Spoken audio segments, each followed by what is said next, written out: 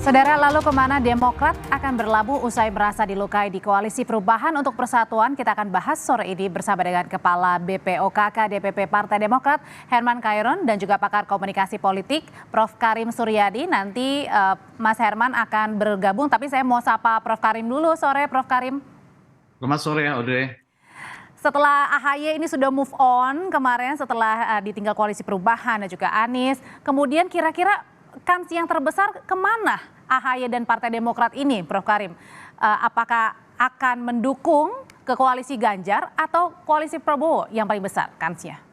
Ya, menurut saya ini tentu saja bukan akhir dari sebuah perjalanan Demokrat ya. Masih banyak pilihan, mulai dari membangun poros koalisi baru meskipun ini tantangannya tidak mudah.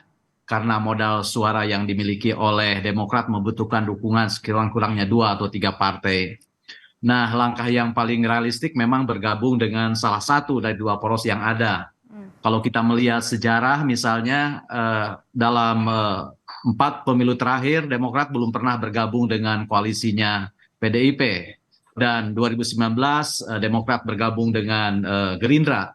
Dan sebenarnya selain bergabung dengan salah satu kubu, bisa juga ada opsi lain. Misalnya opsi yang diambil oleh Demokrat pada tahun 2014. Dia tidak bergabung dengan salah satu kubu, tapi menjadi pendukung saja. Pendukung koalisi yang dihuni oleh Gerindra saat itu. Nah, jadi menurut saya, apakah akan menjadi pendukung salah satu kubu, masuk ke dalam kubu Demokrat itu lebih realistik karena punya pengalaman, pernah bekerja sama dengan Gerindra dan kawan-kawan. Di samping dari sisi komunikasi politik antara Prabowo dengan SBY itu lebih terbuka, lebih cair dan lebih teramati oleh publik ketimbang komunikasinya antara Pak SBY dengan Ibu Mega. Jadi menurut saya peluang seperti itu ada. Tetapi yang menarik di sini adalah bagaimana ajakan PKS untuk kembali gitu bergabung gitu ya. Kenapa saya bilang highlight?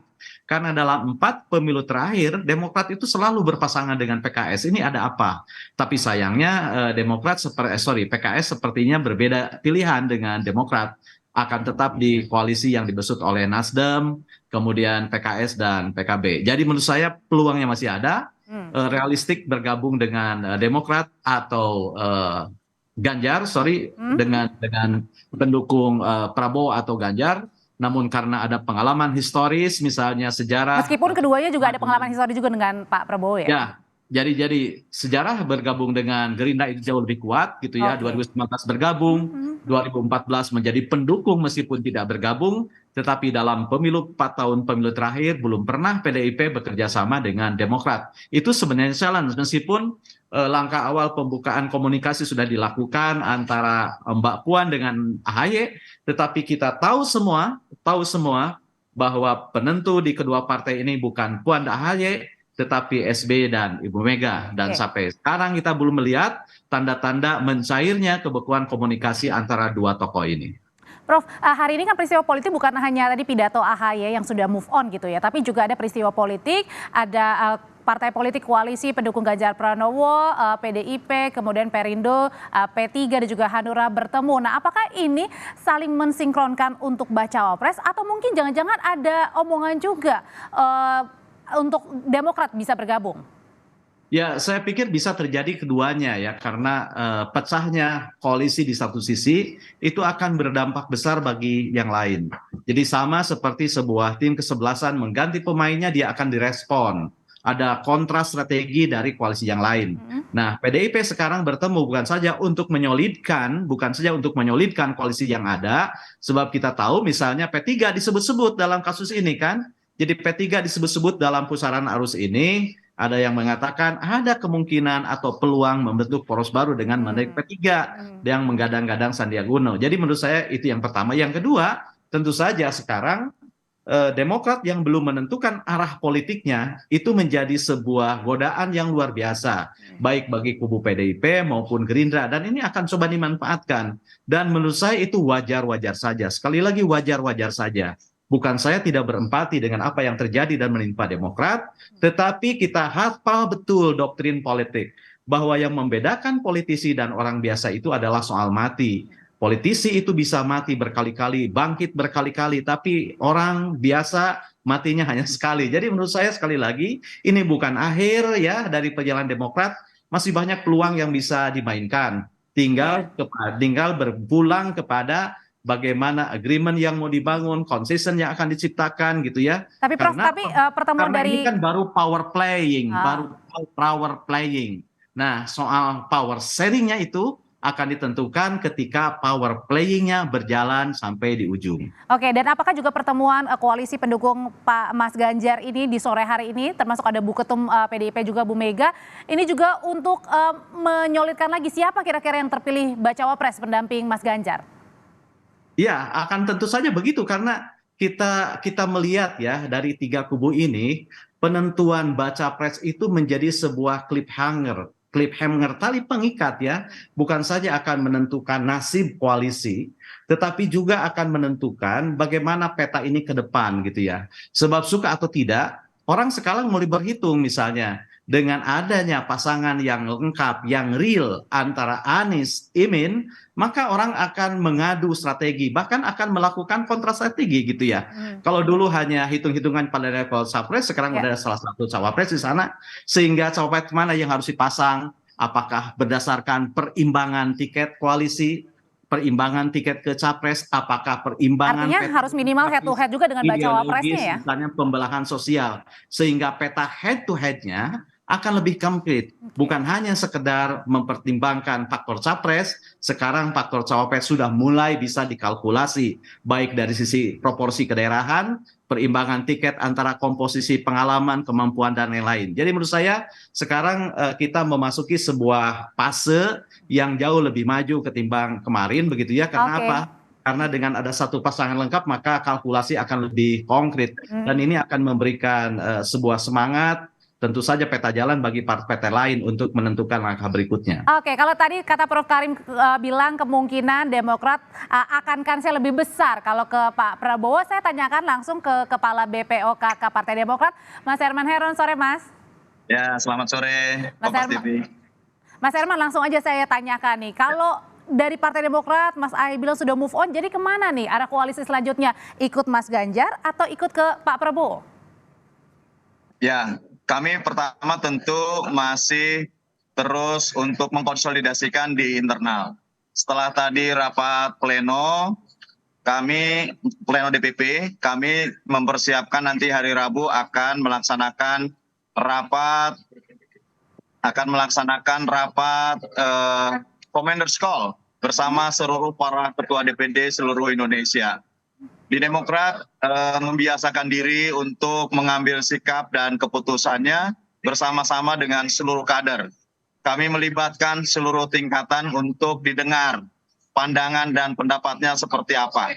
Tentu setelah kejadian kami ditinggalkan oleh Partai Nasdem dan Anies Baswedan, kemudian kami juga harus menata kembali pola pikir dan ide gagasan serta aksi apa yang harus kita lakukan ke depan.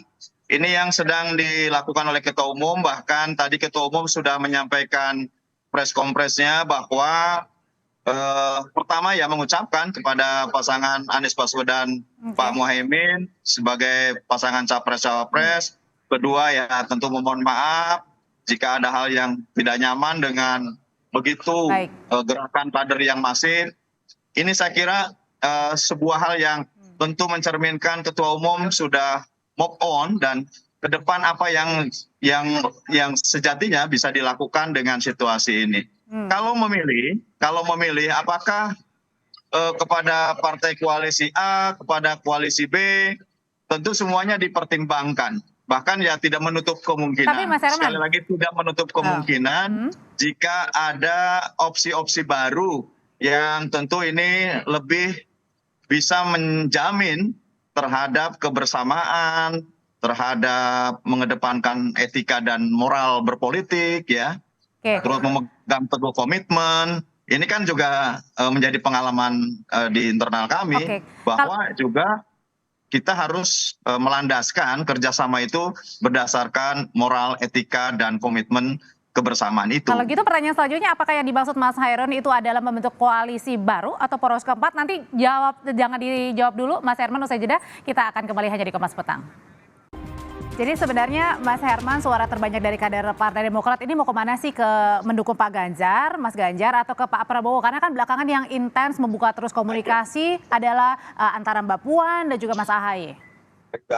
Begini, keputusan untuk koalisi penetapan capres-cawapres itu adalah Majelis Tinggi Partai yang sidangnya akan dipimpin langsung oleh Ketua Majelis Tinggi Partai Pak SBY. Termasuk Ketua Umum juga ada di sana, gitu ya. Nah, tetapi sekali lagi bahwa budaya demokrasi di internal Partai Demokrat itu dijunjung tinggi.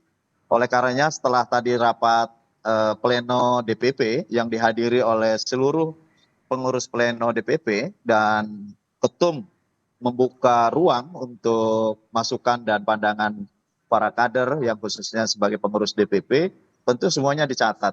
Ya variasi lah ya, ada yang menuju ke Pak Ganjar, ada yang menuju ke Pak Prabowo. Tapi bocoran dong Mas Herman. Bocoran dikit dong Mas Herman, Ya, kalau pada... ini bocoran ini. Ya, ini bocoran. Oke, baik. Prof Karim nanti yang analisis Prof Karim lah gitu ya. Terus kemudian ada yang mengusulkan membuat koalisi baru gitu ya. Kan membuat koalisi baru tentu tidak mudah gitu ya. Kita harus membangun kembali chemistry dengan beberapa partai. Dan ini yang pasti ya tentu ada dua pilihan yang mau tidak mau ini menjadi sebuah pilihan gitu ya. Nah, tentang koalisi baru ya tentu ini juga kalau ada respon dari partai lain ya kita juga akan membuka komunikasi politik supaya seperti apa arah dan tujuannya kita ingin menyamakan kembali. Karena bagi Partai Demokrat tentu sudah 2 kali ini peristiwanya hampir sama. Peristiwa tahun 2019 juga sama di last minute kita juga seperti ditinggalkan begitu saja gitu ya. Artinya jangan sampai 3 kali gitu ya? Ya saya kira baik. Kami tidak berharap terjadi gitu ya. Tetapi tentu membangun komitmen itu kan bisa dilihat dari chemistry. Karena dari awal selalu saja ada polemiknya lah dengan Nasdem ini. Selalu ada perbedaannya dan ada serangan dan lain sebagainya. Tentu sebetulnya dari awal sudah kami rasakan, banyak teman sudah menyampaikan hati-hati apakah di ujung tidak ditinggalkan. Ini banyak sekali masukan dan pandangan dari luar juga. Nah ini ke depan tentu kita akan lebih prudent lebih terbuka dan bagaimana tentu berkomunikasi politik yang lebih mengedepankan etika dan moral tadi. Kalau gitu Prof Karim, sebenarnya suara dari Partai Demokrat ini lebih baik harusnya kemana nih? Mendukung Mas Ganjar atau Pak Prabowo? Kalau pertanyaannya lebih baik Mas Hoiron lah yang lebih tahu dan Mas Hoiron akan bilang. Lebih besar mana deh kansnya peluangnya? Tergantung suara DPD gitu ya. Tapi menurut saya sekali lagi tadi saya katakan di awal, peluang membangun poros baru gitu ya, di mana Demokrat menghela lokomotif poros ini mungkin, tetapi ya tantangannya agak berat ya, jauh lebih berat ketimbang bergabung ke dalam 2 poros yang ada. Kenapa begitu? Dengan modal suara 7,7 gitu ya, agak sulit mencari yang lain gitu, karena partai-partai yang punya suara kan sudah hinggap di salah satu koalisi. Nah, itu yang pertama. Yang kedua, dengan melihat sejarah kerjasama dengan Gerindra yang jauh lebih panjang ketimbang sejarah kerjasama dengan PDIP dalam 4 pemilu terakhir yang belum pernah, maka menurut saya condongnya sih lebih ke Gerindra. Atau mungkin, nah yang ketiga ini saya bilang mungkin karena pada 2014 kan Demokrat pernah mengambil posisi mendukung tapi tidak bergabung, tetapi kelihatannya porsi ini tidak diambil gitu ya, tapi sekarang lebih tegas akan memilih untuk berkoalisi bergabung, dan tentu saja saya yakin pilihannya akan ditentukan seberapa besar insentif politik yang akan didapat, insentif elektoral yang akan didapat, karena saya yakin setiap koalisi yang dibangun oleh partai manapun, oleh kekuatan manapun, dan setiap partai bergabung kepada koalisi manapun pasti memiliki 2 tujuan. Tujuan pertama adalah memenangkan koalisinya, dan yang kedua memenangkan partainya. Jadi ini persis seperti pemain sepak bola. Seorang striker itu selalu ingin memenangkan timnya sekaligus juga ingin mencetak gol. Tapi setidaknya kalau tidak ingin mencetak gol ya paling tidak timnya menang. Jadi menurut saya kalkulasi tentang di mana sebenarnya ruang yang lebih besar bagi Oke. Partai Demokrat untuk mengatrol raihan suaranya dan juga memperoleh insentif politik, itu akan menentukan kemana Partai Demokrat akan berlabuh begitu. Sebenarnya, halo, Ya, silakan Mas. sebenarnya sih permasalahan utamanya itu adalah presidensial threshold 20% itu. Oke. Andai kata tidak ada PT 20%, mungkin persoalan kegaduhan koalisi bisa selesai, teratasi ya. Karena memang dengan pembatasan inilah akhirnya harus ada penggabungan antar partai. Dan tadi saya koreksi Pak Prof Karim, Demokrat itu 9,3% gitu ya. Oh iya, Jadi maaf. sebetulnya Karena gini kalau Prof Karim, Mas Herman. Oke, karena gini Mas Prof Karim, Mas Herman, ini ada pernyataan dari Gubernur Jawa Tengah sekaligus baca pres dari PDIP Ganjar Pranowo yang sudah menjawab singkat ternyata ini terkait dengan bagaimana peluang koalisi dengan Partai Demokrat. Ganjar menegaskan ia bersama dengan PDIP belum menjalin komunikasi lagi dengan Partai Demokrat, termasuk peluang AHY menjadi bakal calon wakil presidennya. saya kira kalau dari Tahan dulu Mas Herman, kita simak dulu pernyataan dari Mas Ganjar. AHY untuk menjadi cawapres mungkin Pak, seberapa serius mendekati Demokrat Pak? Mas Herman, ya, silakan. saya kira ya yang lebih pasti kalaupun komunikasi ya dengan koalisi saat ini adalah dengan koalisi partai-partainya gitu ya. Karena biasanya ya yang sangat menentukan adalah pimpinan-pimpinan partai koalisi. Pengalaman kami kan kemarin sama. Anies Baswedan sudah menetapkan cawapresnya adalah Mas AHY. Tetapi kemudian karena Nasdemnya memiliki sikap lain, pada akhirnya juga ya sama saja. Tidak berkomitmen terhadap selama 1 tahun kami menjalin persahabatan koalisi dengan baik. Nah, oleh karena itu ke depan, saya kira memang yang harus dimatangkan adalah bagaimana komunikasi itu. Secara aktif ya tentu ada di level-level tertentu dari sekarang sudah punya komunikasi. Sudah ada komunikasi dari sekarang. Baik dengan teman-teman yang ada di Pak Ganjar, ada di Pak Prabowo, bahkan ada di partai-partai lain yang punya keinginan yang sama untuk membentuk poros baru. Ada saja Mas di Herman, level-level tertentu untuk bicara. ngomong-ngomong tentang sudah berkomunikasi dengan Partai Gerindra, kita juga punya pernyataan dari Wakil Ketua Umum Partai Gerindra, Habibur Rahman, yang kita akan dengar ini menyatakan kalau Partai Gerindra membuka pintu bagi Partai Demokrat jika mau bergabung mendukung baca pres Prabowo Subianto. Tapi gagasan perubahan yang dibawa Demokrat harus dibicarakan dulu bersama anggota koalisi. Memang perlu dialog lah ya. Perlu ngobrol, perlu ketemu dulu, baru kita bisa berpikir bagaimana kita bisa berjuang bersama-sama. Dengan Demokrat itu sudah 2 pemilu loh. Kalau ini 3 kali berarti hat-trick didukung Demokrat ya. Dan Pak Prabowo dan Pak SBY itu kan tipikalnya sama ya, mantan-mantan apa, termasuk dengan Mas AHY kan, berlatar belakang militer, punya idealisme yang sama. Jadi kayaknya nyambung lah kalau Pak Prabowo dengan Pak SBY dan Mas AHY, kayaknya sih secara psikologis nyambung. Kalau gitu Prof Karim, apakah untuk bisa diterima Partai Demokrat ke arah mendukung Mas Ganjar atau ke Pak Prabowo, ini artinya Partai Demokrat harus menurunkan nih keinginan ya, salah satunya dengan membawa nama Mas AHY untuk menjadi bacawa pres? Kuncinya menurut saya bukan diturun, dinaik, dilebar, disempit, tapi bagaimana menjalin komunikasi ya untuk membangun komitmen. Karena misalnya kalau dengan PDIP kan Mas AHY sudah masuk ke dalam 5 bakal calon wakil presiden saat terbuka diumumkan. Gerindra belum pernah mengumumkan siapa-siapa bakal calon wakil presidennya. Tetapi kalau kita melihat kultur ya, kultur komunikasi, pengalaman, kemudian tradisi partai memang lebih dekat ke sana gitu ya. Meskipun saya katakan bukan mustahil membuat ijtihad baru kerja sama politik dengan kubu yang baru. Ya, tetapi persoalan misalnya apakah tadi Mas Herman Hairon mengatakan perubahan untuk perbaikan, sementara Prabowo mengatakan saya pelanjut Jokowi. Ya menurut saya itu bukan kata kunci yang harga mati ya. Semua bisa didiskusikan bagaimana mencari konteks perbaikan dalam keberlanjutan kan bisa sebenarnya ya. Perbaikan dalam keberlanjutan ya clear aja sih menurut saya. Karena untungnya dari blok-blok koalisi itu tidak ada satu blok pun yang dibangun di atas koalisi berdasarkan ideologi yang ketat gitu ya, karena kita menganut ideologi Pancasila dan terbuka, sehingga ya hitung-hitungannya berada pada level strategi dan taktik menurut saya ya, soal bagaimana strategi dan taktik, bagaimana passion bisa dibangun, bagaimana marwah partai bisa diangkat, dan kenyamanan itu bisa terjaga. Intinya itu sih sebenarnya. Kalau dari Mas Herman sendiri, salah satu sebenarnya untuk bisa kemudian bergabung dengan koalisi, apakah salah satunya adalah tetap menginginkan nama Mas Ahaye sebagai kandidat baca pres?